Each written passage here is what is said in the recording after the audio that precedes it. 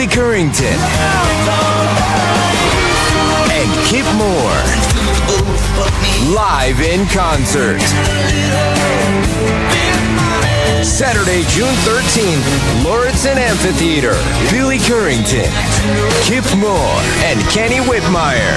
Tickets on sale now at Ticketmaster. A part of the Willis Summer Series. Don't miss Billy and Kip live. With the Iowa Lottery's new Millionaire for Life game, you could win $1 million a year for life. That could make you a My Dream Job is No Job-ionaire. Front row tickets to every show-yonaire. A hire a personal glam squad for you and your bestie-yonaire. Yep, a little further. Or just to never run out of your favorite pickles-yonaire. With Millionaire for Life from the Iowa Lottery, Amazing. You can change your life for life. Play today. Woohoo!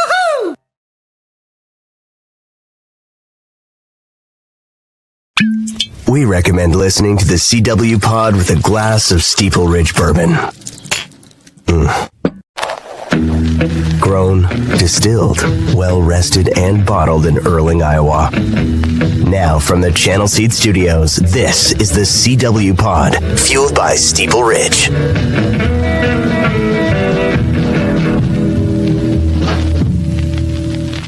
What is up? A fun CW... Well, I don't know if fun is the word, but we're going to be an uplifting CW Pod today here on Iowa Everywhere. As a guy I really respect and look up to. I'm so glad that he was able to take an hour out of his busy week to come and hang out with me. His name is Richard Deming, Dr. Richard Deming from the Richard Deming Cancer Center. Man, what an inspiring individual. And he joined me on today's show. So we're going to talk about everything from how to live a healthier life.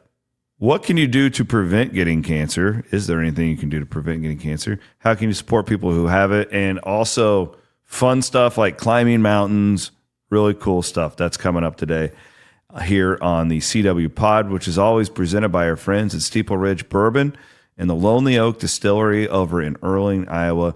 Been the CW Pod title sponsor since day one. I really, really appreciate Pat and his wonderful family. They're incredible people. Go up and pick up a bottle of Steeple Ridge Bourbon for one of your friends. Great birthday presents, stuff like that. Appreciate them. What's lifting me up today? It's Dr. Deming. I want to talk about this guy a little bit before I bring him on for the conversation. I met him a little bit over a month ago. There's certain people where you just meet them and they have like this contagious energy about them. Dr. Deming had that for me. I thought that just from day one, I'm like, I want to learn more about this guy. I want to study him. Where does this positivity come from, specifically for a guy who works in cancer, right? It doesn't make a lot of sense until you hear what he has to say. So Siouxland Scales, we do the What is Lifting Me Up with our friends at Siouxland Scales, and it is spending time with this guy. And I hope that my hope here is that it lifts all of you up today.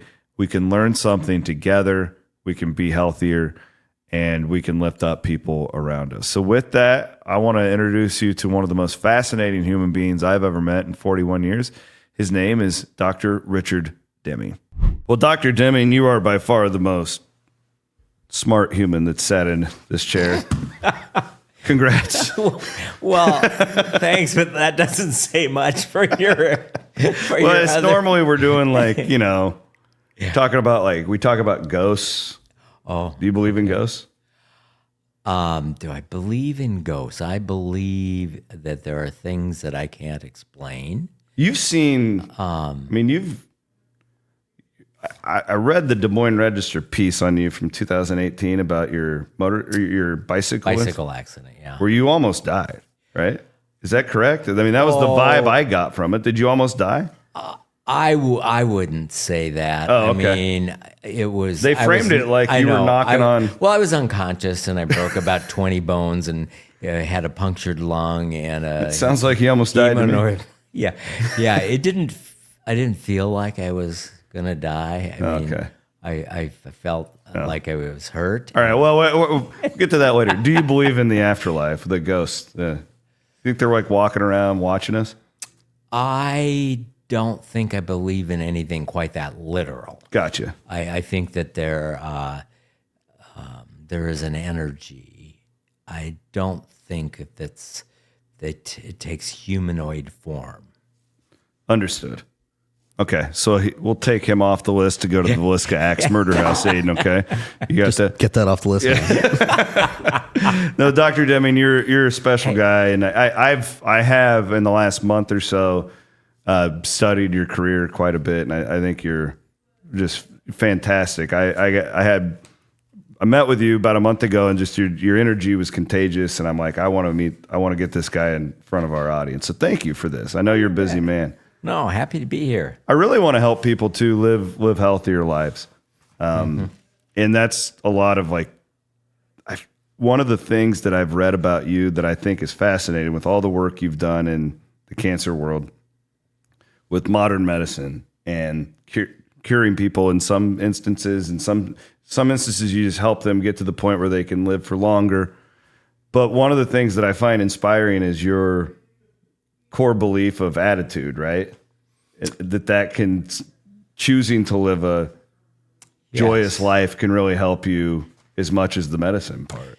Yeah, it's our perspective. There is so little that we actually have control of in the scheme of the universe. Yeah. You and I have control over very, very little that's going to happen in the universe. But we do have control over our perspective and how we approach each day. And I think that as a human being, an essential part of being a human being is to figure out what brings joy to your life and to live your life in a way that there is more joy. And obviously I'm talking about joy, not pleasure. I mean, there's nothing wrong with pleasure. Pleasure might be a beer on the beach, but deep-seated joy is something much different. And it really comes down to meaning and purpose and fulfillment, and that is joy. You and I probably know lots of people who just kind of think they want to live forever, but don't have a clue what they could do this afternoon to bring joy to their life or to bring joy to somebody else's life. So once I came to Des Moines and settled down, and what I mean by that is before I came to Des Moines, I was just in training and education, and then I was a doc in the Navy, and you move every 2 years, and I came to Des Moines. What year was that? It was 1989. Okay. So my obligation to the United States Navy was up. I had spent 9 years active duty as a doctor, and conceivably I was coming to Des Moines, and it might be the last place that it was so difficult to even think about that. I just told myself, no, you're just it's just maybe for a couple years. And I think there was a while that where I intentionally didn't put down roots because I just didn't think. I had just moved every few years. It was like, well, this probably will only be for a few years. But it was after I got here, I'm no longer in training. I'm now, fully trained, fully certified, doing what I had spent, 30 some years preparing for. And I really started to think about, okay, this now is life. I'm not just going to school and I'm going to do this for a year, and then I'm going to do this for 3 years. I'm going to do this residency, and always looking to what else is going to be. It was like, this is it. And I started really to focus on what is my core belief, what brings me joy, and realize that for me, things like being outdoors, engaging in vigorous physical activity, having challenges, having connection with other people. And then I think most importantly, for me, I was fortunate I have a career that almost every single moment of the day, I'm serving other people. And that serving other people, helping others is the shortest path to joy. And it's like a hug, though, because it works in both directions. So it's not like you do really altruistically help someone, but you eventually recognize that this is a joyful activity, helping others. And the Dalai Lama, which I've read a bit about, he riffs a bit on that. What if you recognize that helping others, you feel good about it, is that no longer altruistic? Are you being actually self-centered? But the answer was no, don't worry about that. As long as your motives are true and you're serving others, recognizing that that is a path to joy is not being self-centered. How do you work with, and you often deliver some horrible news to people in oncology, right? So how do you, I think it's really interesting, like you are serving them, but you're often serving them bad news. How do you keep the joy in that? How do you see where I'm going with this? Yeah, How do you stay positive with that when you're around darkness so much? Not everyone can be cured, but everyone can be healed. And part of what we do, in fact, one of the most important things, is communication. So sometimes cancer just drops out of the blue with no symptoms. I mean, for example, a woman might go in for a screening mammogram, have 0 symptoms, find a cancer. Fortunately, when you do screening, you often find a cancer when it is, very curable. So you might think telling a woman that she's just been diagnosed with breast cancer would be like just a horrible bad thing. Well, if I'm talking to somebody who's just had screening and it's a stage 1 breast cancer, the conversation recognizes that this is cancer. And, when someone hears the word they have cancer, the first thing they think of is, oh my God, I'm going to die, and it may be sooner than I think. But you give that news with compassion, but also with hope, and with realistic hope that this is a bump in the road of life. It won't be the last bump that you ever experience, but this is something we can handle. We're going to learn all we can about your disease, the stage. We're going to talk about the treatment options, and we're going to assemble the best possible team, and we're going to move forward. But you're right. Sometimes the news you have to give is someone has been having symptoms for months and has been to doctor, and finally you figure out, oh my gosh, this is a stage 4 cancer, and it's in the bones, and that's the cause of the pain. Sometimes finding out an answer to a problem you have, even when the answer is bad news, can provide some sense of comfort, especially with the idea that here's what it is, here's what we're going to do, here's the team we're going to assemble, and we're going to move forward with hope and optimism. We're going to get your symptoms under control. As you know, it's being in a cancer center is about killing cancer cells, but it's so much more. If you're only going to a cancer center that's concerned about killing cancer cells, you're missing a big piece of the healing that can go with it. So assembling the team, dealing with not just killing the cancer cells, but managing the symptoms, dealing with not just the physical, but the psychosocial, emotional, spiritual, philosophical, and coming together with the team and comforting people. So communication is such an important part of what we do. Talking to someone, even as I might be giving bad news, by the end of the conversation, it's not uncommon for the person sitting across me say, I feel so much better just talking to you. I haven't done a single thing to kill a cancer cell, and I might have shared some bad news along the way, but put it into perspective, get the team, got a plan, and move forward. What have you learned over your years of doing that, just about human nature and the art of positivity? Like if you give somebody bad news and they're inherently negative and they think the world's coming to an end, how much less of a chance does that person have to make it than somebody that's more of a glass half full person? That's a good question. People have written about it. There is a writer and a physician. He may still be alive.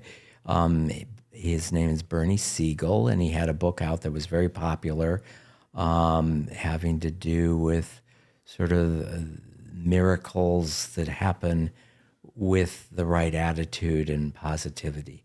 And I do understand proceeding with positivity, but if you truly believe that your positive thoughts are going to be what cure the cancer, and you don't get cured, that means you failed at being positive. I don't think that curing cancer works like that. And I think that inherently we have a life that's more filled with joy if we engage in eating healthy and physical activity and having challenges and being around people we love. I mean, all of those things bring joy to our life. They may actually set you up to be more successful in going through your cancer treatment. But I don't think it's the difference between being cured and not being cured. The older I've gotten, just in general, and thank God I haven't had cancer, but I've noticed the older I get, surrounding myself with positive people is about as important as any decision I make. If you're around people that give you energy as opposed to suck all the energy out of you, that's just one thing for me that I've tried to really focus on the last couple of years. And we have a choice of who we're around. Now, you don't when you're 10, but you do when you're 40. Right. But sometimes you are around people. I mean, you have no choice. It might be people you work with. It might be, relatives. What makes somebody inherently a glass half full versus a glass half empty? Is it nature? Is it nurture? I mean, I don't know. But you still have the ability to interact with people that might have a negative, cynical, bitter attitude. You do have the opportunity to try to help them see a ray of light. And you don't have to be sucked into that. And so I think that's a challenge. And, one of the things that brings joy to life is challenges and succeeding at challenges. So, if I have a patient that is angry, so that sometimes happens. I walk in to see a patient for the very first time and they are angry. So angry at the scenario, angry at God, angry. I think that they're probably angry at interactions that they've had that led them to see me. I mean, they're angry. There's very few people that come to me that I'm the first one to tell them they have cancer. Got it. Okay. It might be more likely if somebody's been under my care for a while, we thought we've had it cured, and then it comes back. That might be the scenario where I'm telling them they have cancer. But having cancer the first time, they've had somebody else tell them that. So they're coming to me, and if they're angry, you can sense when somebody is angry. First thing is like, it seems like you're angry. I hope you're not angry at me. Is there anything like with, was I late walking in? Was it difficult getting the appointment? Most of the time it's not they're angry with me. They're just, so I said, first you just listen. And they, are angry at having cancer, angry at God, but often they're angry also at maybe the system and the delay it took to get them to see. So you just let them talk about that, and then just approach things. I'm sorry. I totally understand. That would frustrate me as well. Unfortunately, I can't help the past, but I promise you that that won't be what you'll experience here. I give every patient my card, my cell phone number, tell them you can call me anytime 24/7, and then just move forward and frame things in a way that they understand what the situation is, what we're going to do, and how we're going to assemble the team and move forward. Again, with hope and optimism. You don't paint a picture that's that is just so rosy that it is not true. Yeah, the unrealistic nature of it. Yeah. And that that, as I said before, not everyone can be cured, but everyone can be healed. But it does take time, and there's grieving that has to happen, especially if someone has stage 4 cancer, where currently, based on the therapies we have today, we're not likely to cure it. And I say not likely because I do believe miracles happen, and I do believe sometimes people do so much better than we might predict, that is in some sense a miracle. Or the miracle might be that there are drugs being tested today that are going to be FDA approved in a month, and that what we thought was incurable today may be curable. So for example, stage 4 melanoma, for decades, not curable, treatable, not curable. Immunotherapy has changed that. We now have people with stage 4 metastatic melanoma that have been cured with immunotherapy, and you stop the immunotherapy and it doesn't come back. I mean, for a while we thought, oh, well, it's doing well, but they're going to have to be on this treatment forever. So miracles do happen. Miracles can be science-based, where you develop a new drug. And it seems like a miracle that you go from having a cancer that we did not have a cure for to now we have a cure for it. So do you think we'll ever not have cancer? I don't. And the reason for that is, the fact that cells mutate is baked into the blueprint of life. So we went from a single cell life, and that's also a question of like, how did that truly happen? But then from a single cell to multi-cells to, amphibian and reptiles and mammals, and then to Neanderthals, and then to Homo sapiens. All of that happens because cells mutate. So some mutations make us taller, smarter, faster, and better looking, and some mutations cause cancer. So the fact that cells mutate is baked into the blueprint of life. So I don't think we're going to get rid of all mutations, and I don't think we're going to get rid of all cancers, but I think we're going to do a better job at preventing cancers that are preventable, finding cancers at an early stage when they're curable. But I don't think we'll ever get to the point that we eradicate all cancer. I don't think we'll get to the point that we conquer aging and death. And if we do, the planet is doomed. We're going to have to simultaneously find some place to colonize, because if none of us die, we will just overwhelm the resources of the planet. I'm a very deep thinker. We may need to have Dr. Deming in for a second round, because I often think, so AI, right, and everything going on. And I was going to ask you about like the race of technology and modern medicine versus nature, which is kind of what we're talking about here. And there are theories out there about people not having to work in 20, 30 years because the world has just become so efficient with robots and AI. Yeah, we're going to have to share our wealth a bit more. Correct. And it was almost like, I mean, I've read some of Elon Musk stuff, and like where people don't even need to worry about retirement in that time because everybody's just going to have so much money. I would wonder how people, like what you were talking about earlier with the challenges, enjoy meaning and purpose. Right. Like, wouldn't that be a problem? Yeah, so I think it would.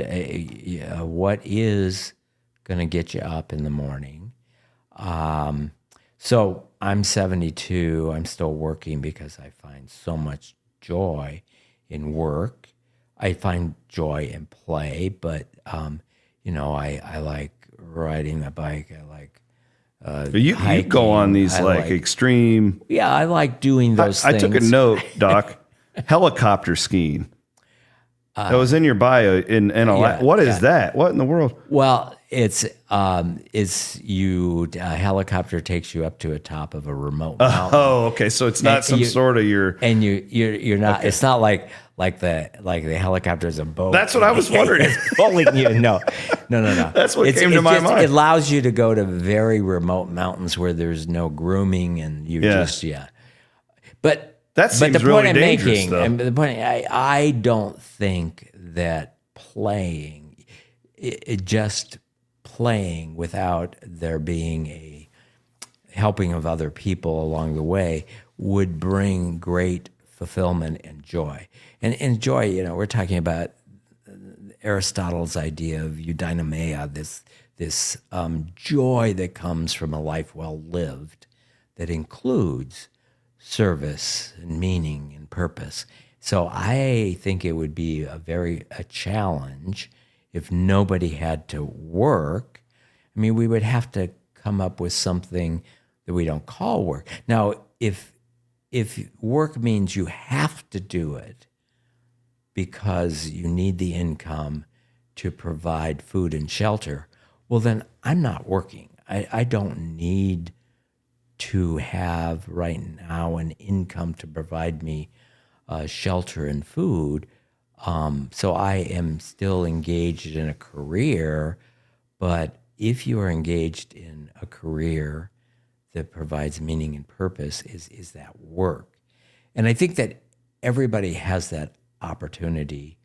One of my pet peeves is you go to the airport and as you're going through the TSA, if you listen to the people, the TSA, many of them won't really engage with you, and they're just kind of talking to each other, and they're talking about who's on break now and who gets to go on break next. Mm-hmm. And the fundamental thing they're saying is working is bad, being on break is good.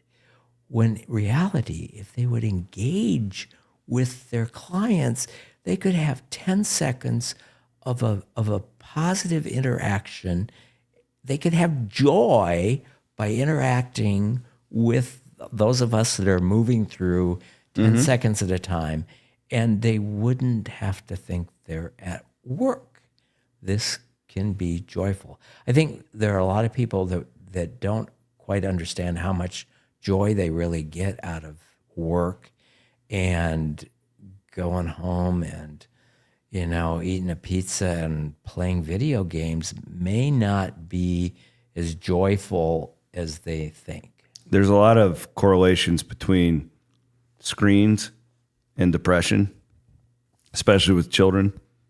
And we're kind of learning about this because I feel like I think I was probably the last generation that didn't grow up with screens really because the internet it wasn't a thing until I was like a junior in high school. Like I didn't have a cell phone. Now a lot of these kids are growing up on the tablets. And do you worry about that just as far as we talk a lot about joy and positive thinking, just how the world has changed? Because I love Westerns. That's a thing about me. I love studying the American West. And I always think about it, like when they were on the Oregon Trail, like they weren't really worried about what was going on in Iran because they didn't know. It would take decades for them to get that information, right? Like, not that it wasn't important, but they just didn't know about it. They were worried about, am I going to be able to harvest a deer tonight to feed my family? Mm-hmm.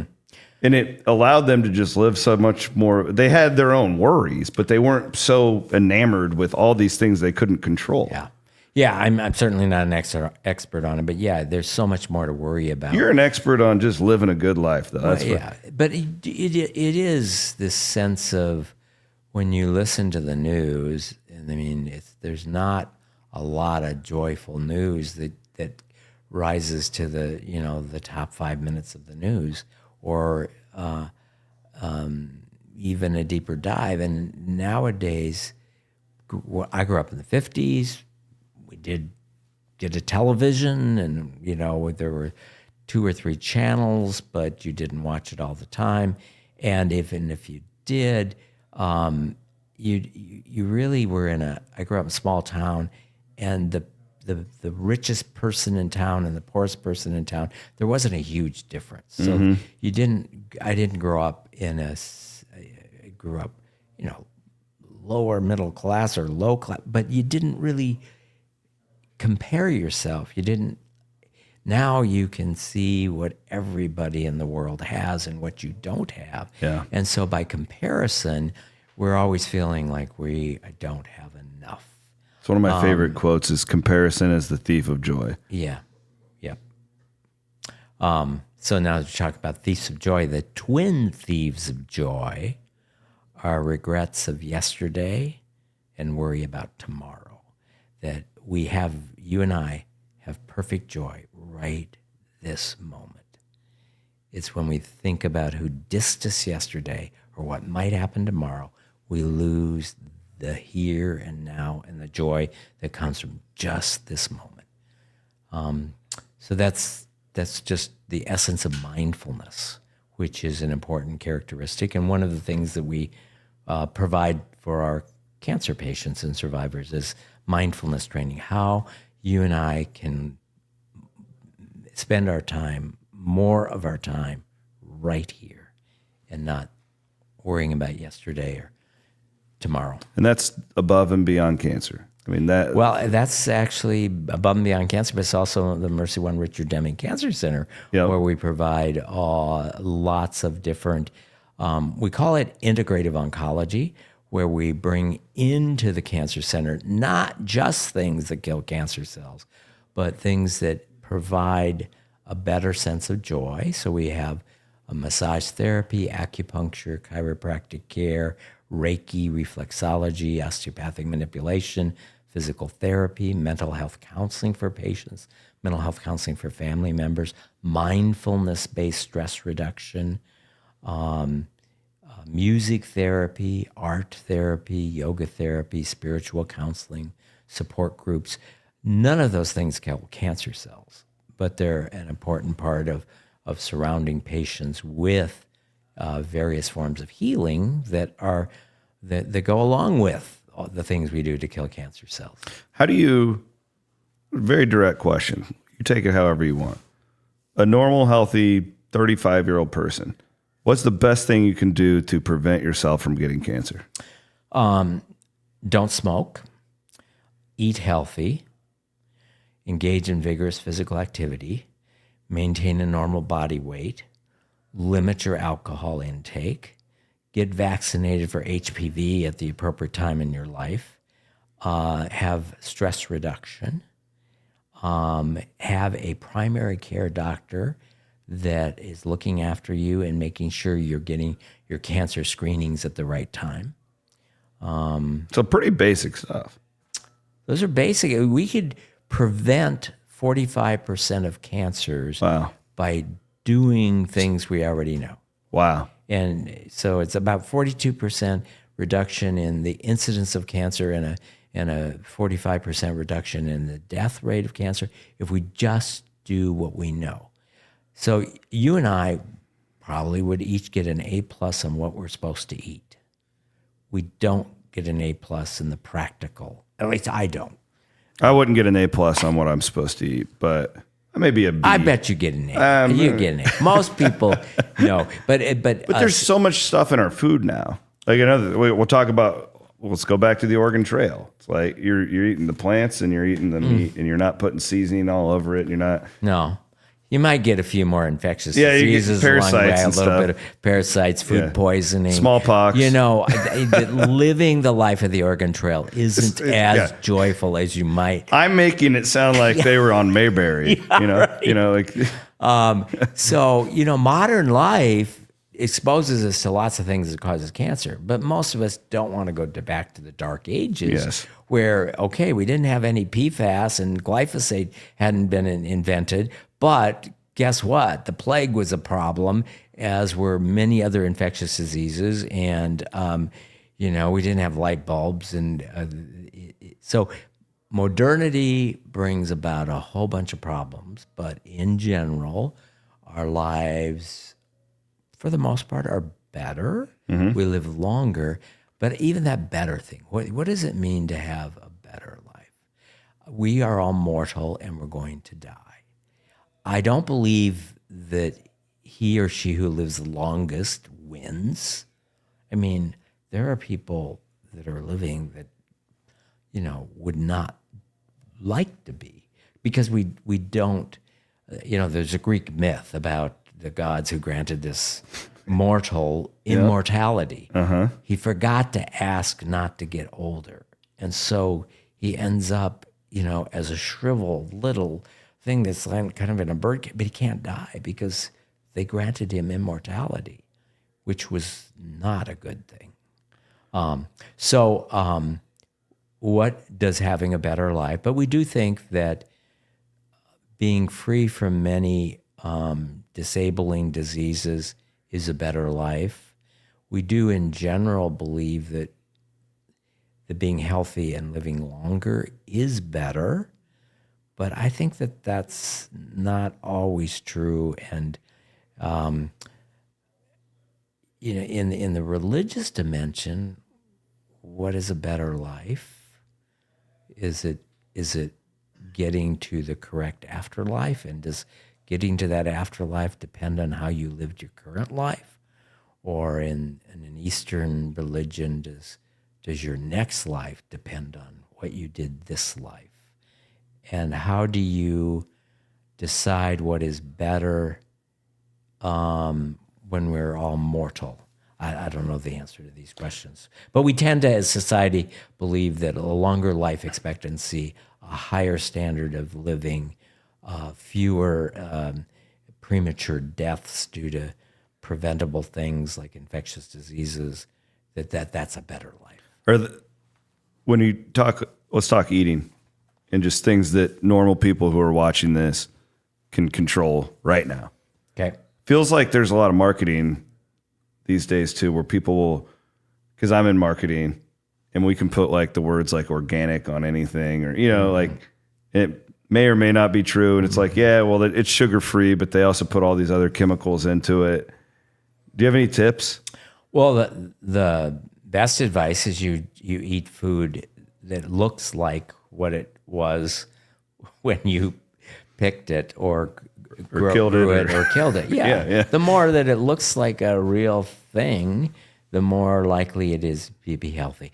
You'd be hard pressed to be horribly obese if all you ate were things that you foraged or shot or caught, to eat the basic food. It's and ironically, what we used to think of as the peasant's diet, which was things you foraged out of the forest or grew or caught in the lake, I mean, that now is an expensive diet. And what we used to think of as the king's diet, which is cakes and cookies.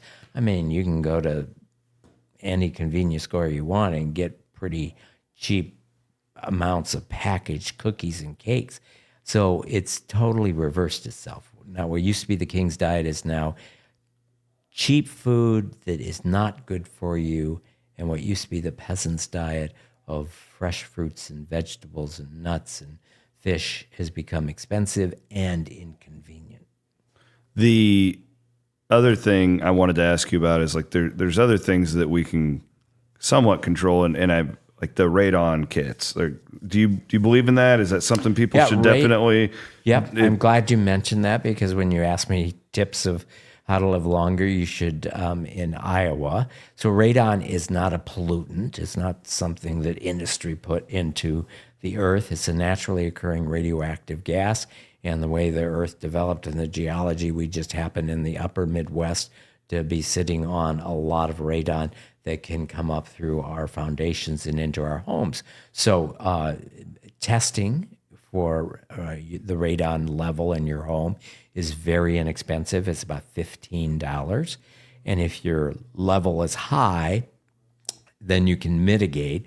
Now, the mitigation costs more like $1,500 to $2,000. We're looking at, well, what if we mandated that mitigation every time you built a new house and you just took care of it?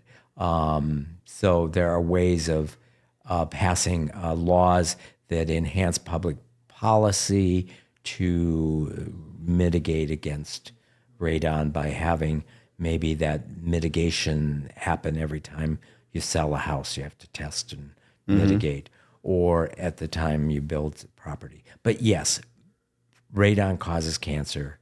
Radon is naturally occurring. We can check to see what our radon level is, and if it is high, we can mitigate. I've also seen a lot about water quality just in general, specifically in the state of Iowa, but we actually really just recently got one of these reverse osmosis systems in our house that you just kind of plug in under your sink, and it's actually quite nice. I've actually kind of enjoyed it. My wife pushed me into getting it, and I did, and I'm glad we did. Is that something that you think people should consider? Yes. We know that that there's a lot of things in our water that contribute to the increased risk of cancer.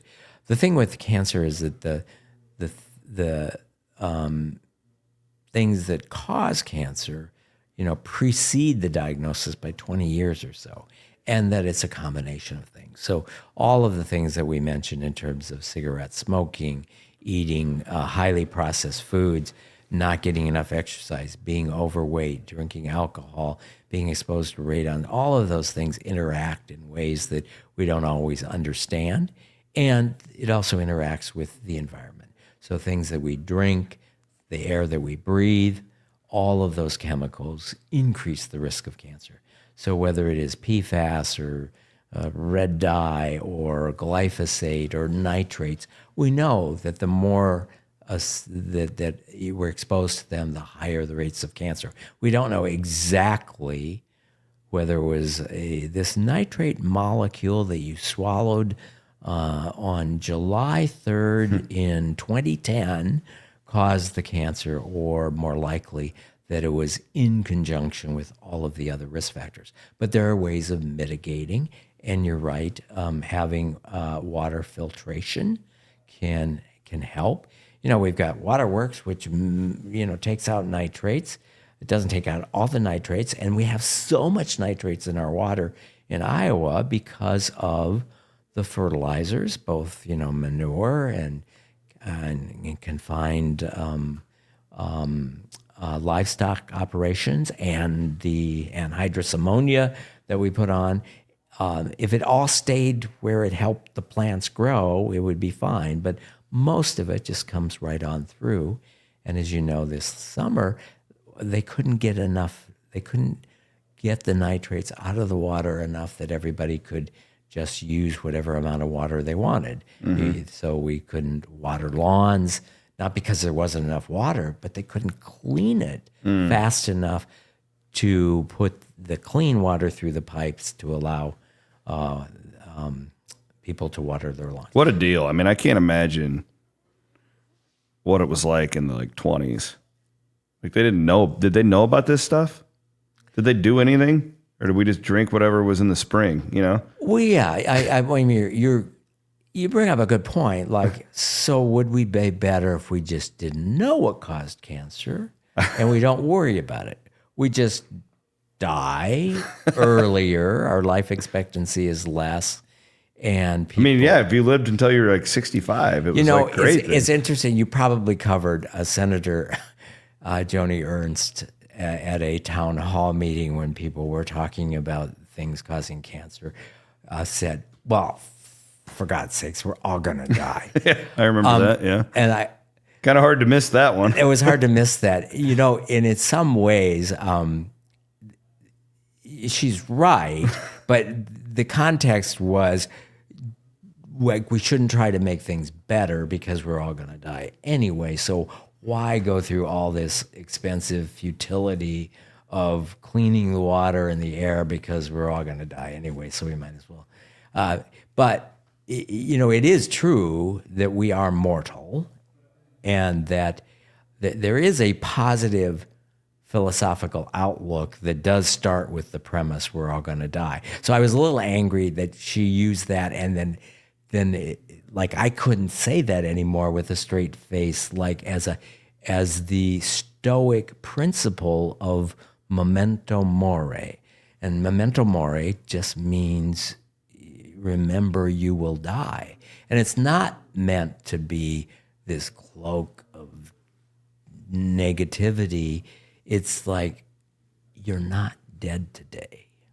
What are you going to do today to make your life worth living? You're going to die someday, but you're not dead. So memento mori, remember you will die, is not meant to be pessimistic, but to inspire you to fill your day today with something that is important. And you go on these extreme trips, like where you're climbing mountains, you're skiing down these remote mountains, you're triathlons, you're doing all this stuff. Why do you do that, especially at your age? Like, you just keep going. Well, I'm not doing as much of some of the stuff at age 72 as I was at age 52. I think it's pretty awesome, man. You're like a superhero. Yeah, no matter what I did, there's people who do so much more and so much better. So, yes, I've had the opportunity to do some challenging things, and that has been rewarding. But I would tell you that doing something just for bragging rights ends up not being all that rewarding. I would tell you it's much more rewarding to take someone who has never been on a mountain and never thought they could make the summit of the mountain and helping them up to the top of the mountain. That's so much more rewarding than climbing a mountain and bragging about it and putting it on your Instagram. Right. Yeah. That's really. You've referenced Stoics a few times. Mm-hmm. I'm a big Ryan Holiday reader. Okay. Yeah. You familiar? Absolutely. I met him. We had him. Oh my gosh! Did you really? We had him here in Des Moines with the Des Moines Public Library authors visiting in Des Moines, avid, and he had just come out with his Stoic books. He's one of my heroes. If he ever comes back, will you text me? Absolutely. There we go. Ego is the enemy. I give that to my staff. But he's great. But he just has repackaged the Stoics. Marcus Aurelius stuff, a lot of it, yeah. And so I quote, and sometimes people think I'm, saying these wonderful philosophical concepts. I don't think I've ever had an original idea, and definitely. But Holiday's brought it to a different generation. He's brought it to So he's brought it to a generation, and more power to him, because these are just basic philosophical principles of life. And if you've never heard them before, this sounds genius, but they're pretty simple, and they're based on the fact that we are mortal, and that we don't have control over much of our lives, but we have control over our attitude. How do we approach life? I think too, my wife and I were talking about this last night with our daughters, who are 11 and 6, and we're really, the 11-year-old she's phenomenal. I always tell people she's the coolest human I've ever met. She's also at a stage in life where your body's changing. People are, they all develop so differently. Kids can be really mean. It's a daily, you kind of feel like you're in survival mode, like to help her get through that. And the wife and I start looking in the mirror, and you've met my wife. She's lovely. And she kind of had a real eye-opening comment where she's like, I bring all this positive energy, and I'm so positive at work that I'll often come home and you guys won't get that. Right. Mm-hmm. And I do the same thing. I think a lot of us are. Mm-hmm. Yeah. And we kind of had a great family conversation about, hey, let's try and change that. Why do we have to give the worst of ourselves to the people we love the most? Mm-hmm. Right. And yeah, it really does feel like mentally as far as this goes. Yeah. I can't keep myself from getting cancer, but I can make sure my daughters have as great of experience in our house as possible. Yeah. But there is time for sadness. There's time for, quiet reflection. I think you can't just be on all the time and be this. So That would be phony. that would be phony. Yeah.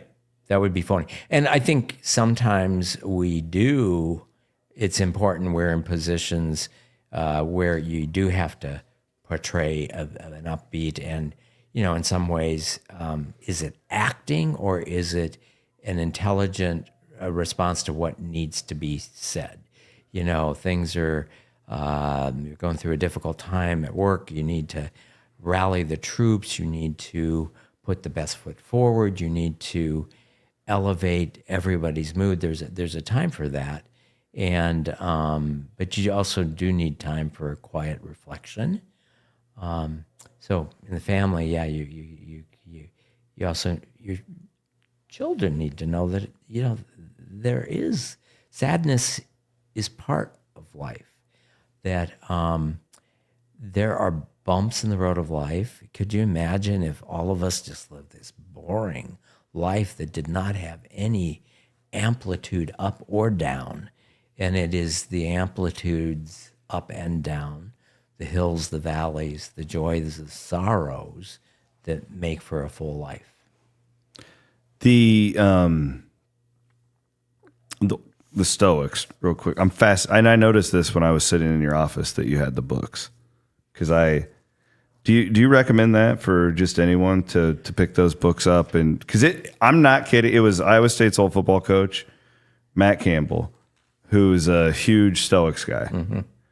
And he got me into them 7 or 8 years ago. Recommended a bunch of this, and it changed my life. I'm not I just look at things differently. And again, you're right. Like I'm still mad sometimes, and I'm still, but it has completely changed the way I wake up in the morning. So absolutely, it's the role of philosophy in bringing joy to your life. So with Ryan Holiday and these packaged books, you can get them in small amounts, and you don't have to go to the entire, Marcus Aurelius and Epictetus, and you can get these collated, curated ways of getting. It's kind of like the Bible, really. Like there's translations and there's all these different ways to take it in. Or like Cliff Notes. If you don't have to read them literally. Right. And so you can get the gist of the philosophy. I recommend several books to students that I have the chance to mentor. So one is Viktor Frankl's Man's Search for Meaning. Are you familiar with that? I'm not, no. So, you need to read it. I'll go write these down, okay. Viktor Frankl, Man's Search for Meaning. And it is really a lot of stoicism. It would be kind of the beginning of existentialism. And again, it's like there is no meaning. We provide meaning to life. And the book is a wonderful book.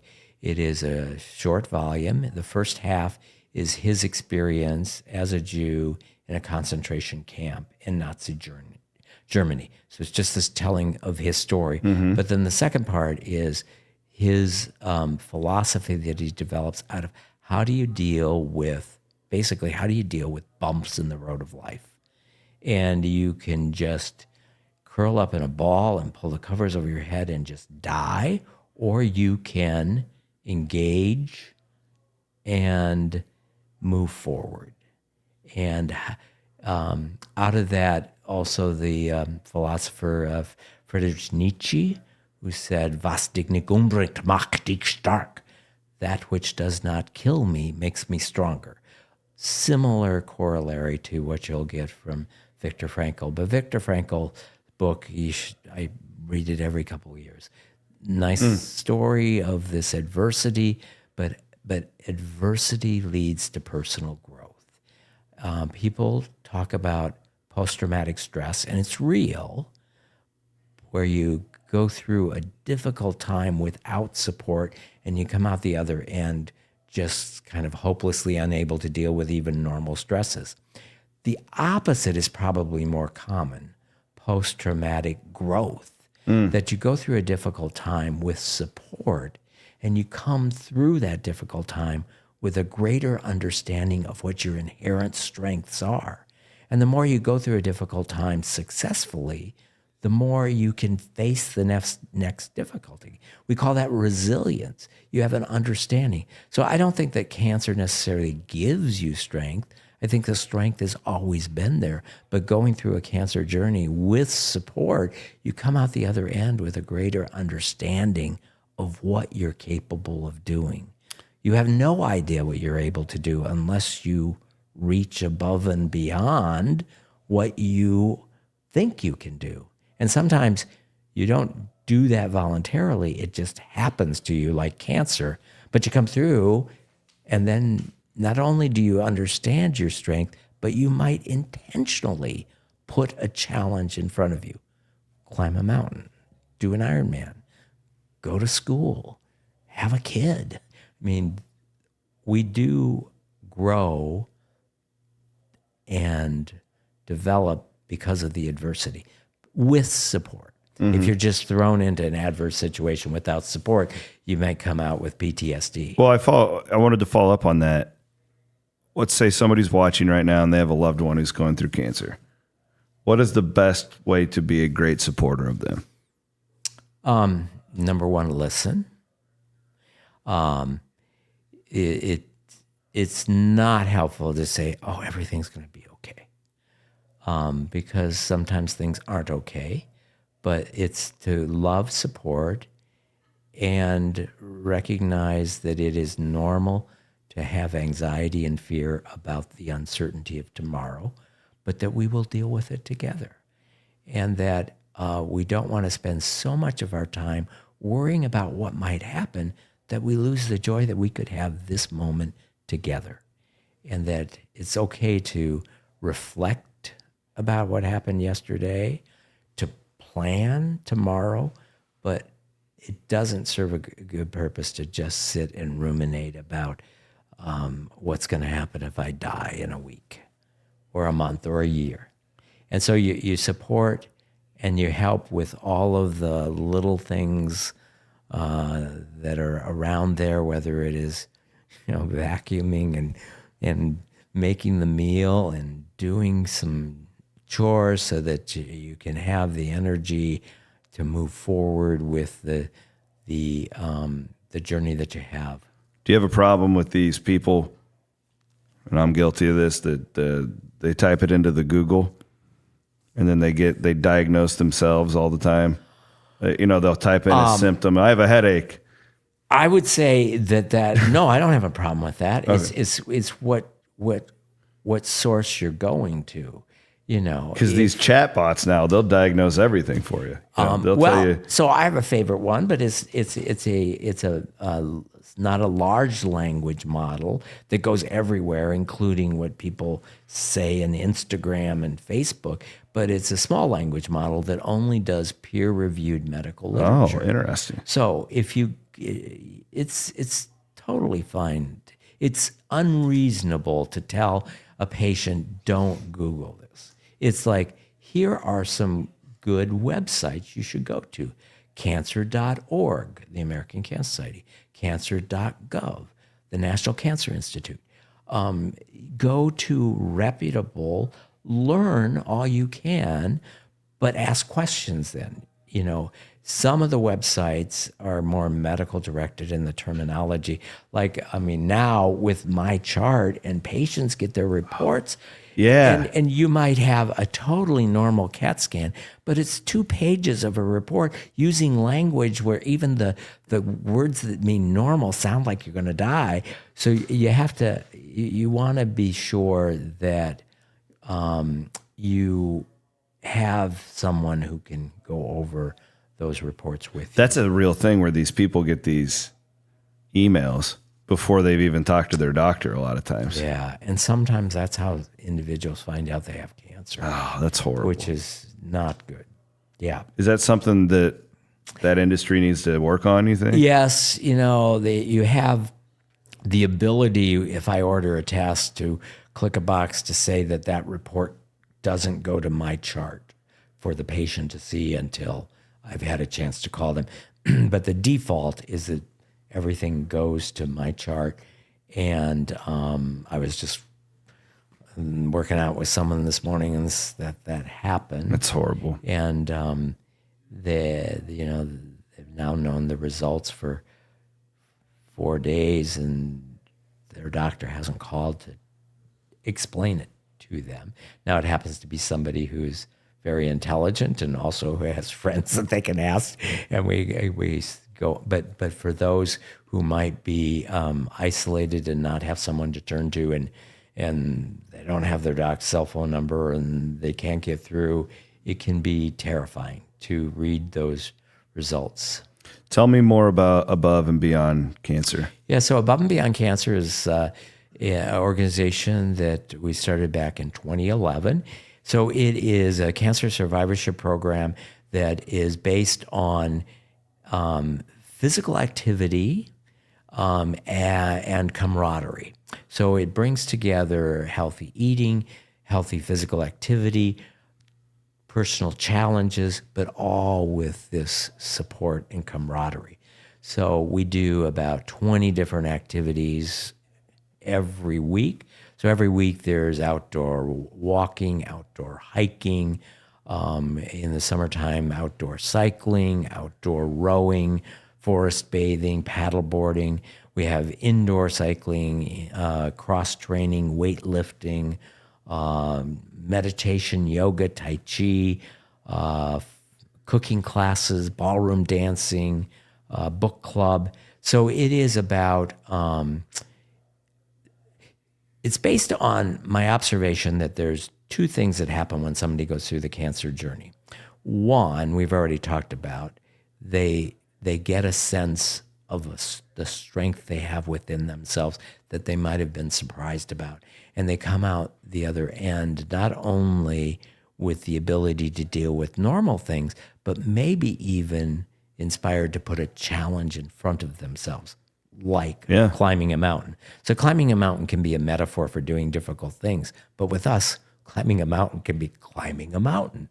The other thing is that individuals come through their cancer journey with this sense of appreciation for everyone that had helped them do this. And then that sense of appreciation is converted into paying it forward and wanting to do someone to help others. So the difficulty, finding strength, leads to maybe challenging yourself. The appreciation and gratitude to others turns into paying it forward. It is interesting. It's almost like these grief groups for people who lose a significant other, or is there that mental part of it to get these survivors together and then they can lean on each other? Is that part of how this thing is organized? And I would say it's like a hug. Sometimes you're the one reaching out to help somebody, but in the process you get a hug. Yep. But it goes back and forth. So that's cool. In the ideal situation, you've got the camaraderie that happens where there's give and take, and just like climbing a mountain, some days you are really strong and you're reaching out and pulling somebody up, and on other days you're reaching out and having someone to help you. So it doesn't usually give a great sense of joy if you're just there needing all the support. The best opportunity for joy is where there's reciprocity. The community aspect just makes everything better. Yeah.